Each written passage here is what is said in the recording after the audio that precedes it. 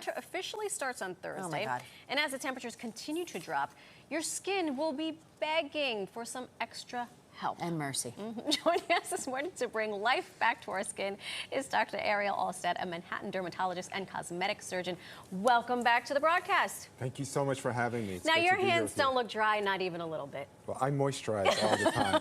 See, fellas, it's okay for you guys to partake in moisturizer. That's right. Especially I'm washing my hands between patients, and I've learned to avoid that dryness, so moisturizing is critical. Yeah, so talk to us. Let's start big. Yes. Why is it so important to maintain our skin's hydration and Yeah. keep it moist, soft? So, you know, our skin's function is to really act as a moisture barrier from infections and irritants from getting in. And as you know, in the winter months, the air is drier, the indoor heat is on, and the combination of that leads to just really dry skin. And over time, that lack of moisture barrier leads to inflammation, so it can lead to all sorts of conditions, Yeah. whether it's eczema, acne, irritation, and certainly from an aging standpoint, inflammation leads to collagen loss and wrinkles.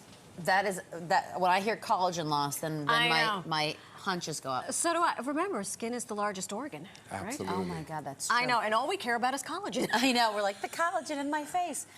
Okay, what skincare tips do you have for us for maintaining our hydration right now? So I would say to you, the basic things are use a hydrating cleanser, because generally soaps in general, harsh ones especially, strip away the moisture barrier. Terrible. Make sure you're using a good moisturizer to replenish that moisture barrier. It is so critical to still wear your sunscreen, because even in the winter months, the sun's rays are getting through even on an overcast day, and that can lead to collagen loss. And certainly your lifestyle, making sure you get enough hydration with water intake, eating lots of vegetables and fruits. It's all part of it. It is all part of it. There you That go. list is like the Holy Bible right there. Well, besides the topical treatments, what other ways can we hydrate our skin?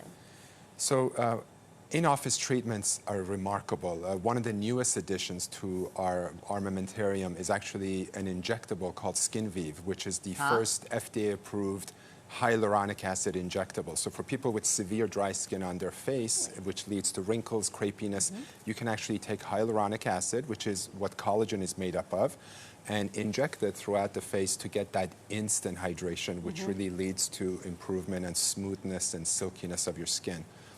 That's one thing. Okay. You can resort to lasers. There are very safe, effective lasers that actually stimulate collagen, that can actually help with creating moisture and smoothing out your skin, shrinking your pores.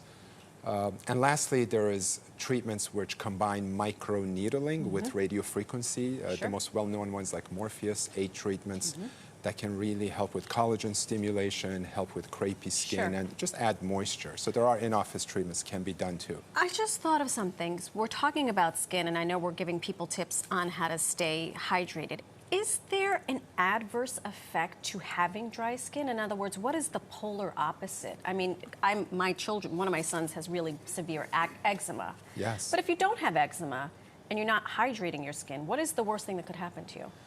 If you don't have eczema and you're not hydrating, your skin is going to get dry. Your skin leads to cracks. Yeah. You get certainly cracks in your skin. Infections can get in, whether it's bacterial, viral infections, fungal infections can get in. Lack of moisture barrier can actually signal your skin to produce more oil to combat that dryness, and that can actually lead to acne.